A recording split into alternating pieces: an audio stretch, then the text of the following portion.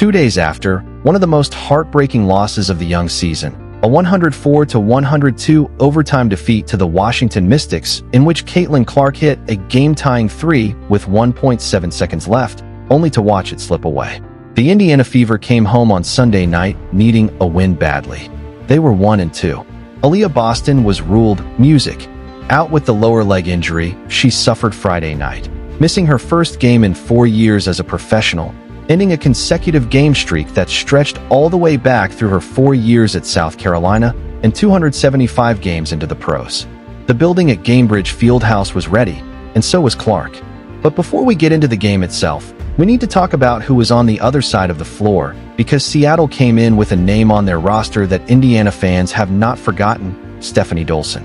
The same Stephanie Dolson who, on June 19, 2024, slashed Clark across the arm on a driving layup attempt with no foul called, a play that went viral, drew enormous criticism from fans and media, and stuck in the memory of everyone who watched Music Hit. Clark still dropped 18 points, 12 rebounds, and 6 assists in that game, and Indiana won 88-81. Dolson moved to Seattle in the offseason, and here she was, back in Indianapolis, now wearing a different jersey with Clark on the other side of the ball and something to prove on her home floor. Seattle came in at 1-3 and was shorthanded.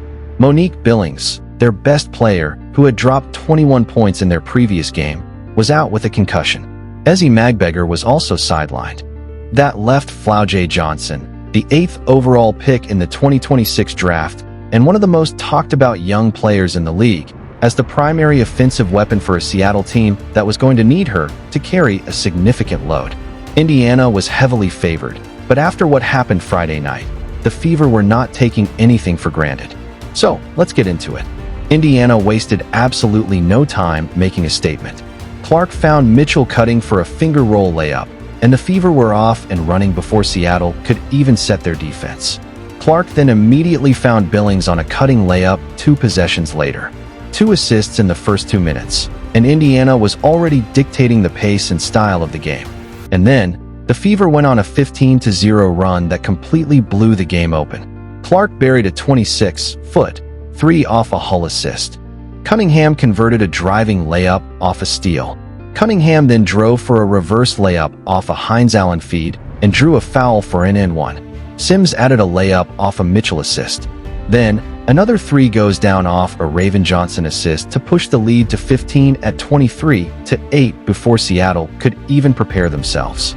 Indiana was flying, and Seattle had no answer for any of it. Clark was the engine driving everything. She wasn't forcing anything. She was just making perfect read after perfect read, finding cutters, finding shooters, and attacking the moments when the defense gave her a lane.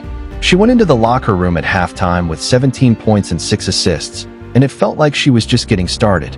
Indiana led 32-19 after 1 quarter and 55-44 at halftime.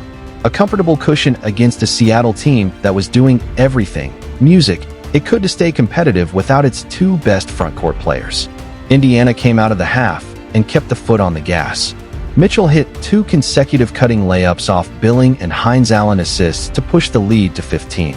Clark was doing the things that don't always show up in the scoring column, pulling down defensive rebound, making the right rotation decisions on defense, keeping the ball moving on offense.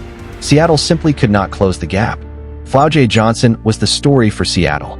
The rookie first-round pick was competing on every possession, fighting for position, making tough jumpers, getting to the free throw line, and refusing to let Indiana completely humiliate a shorthanded Storm team.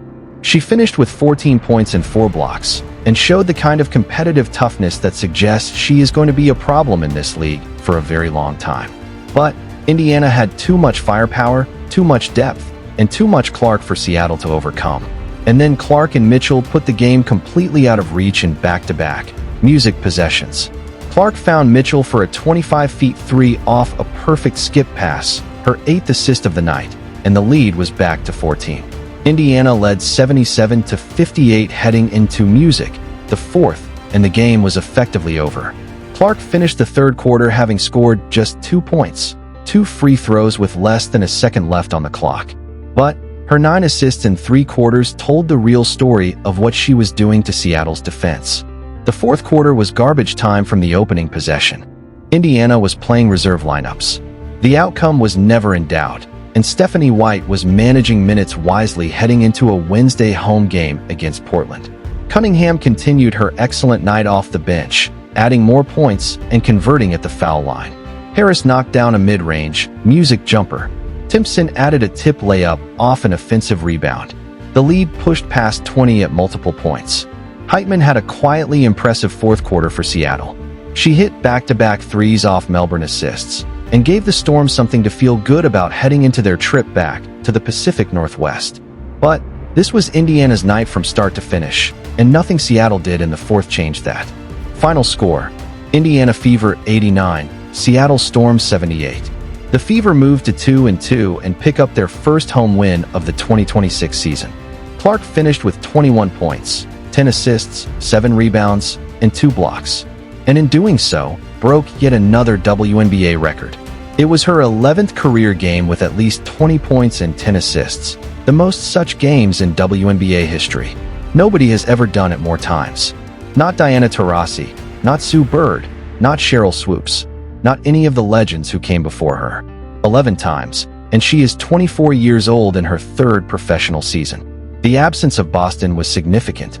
She missed her first professional game after 275 consecutive appearances, a streak that stretched all the way back to her freshman year at South Carolina. And Indiana clearly played differently without her interior presence.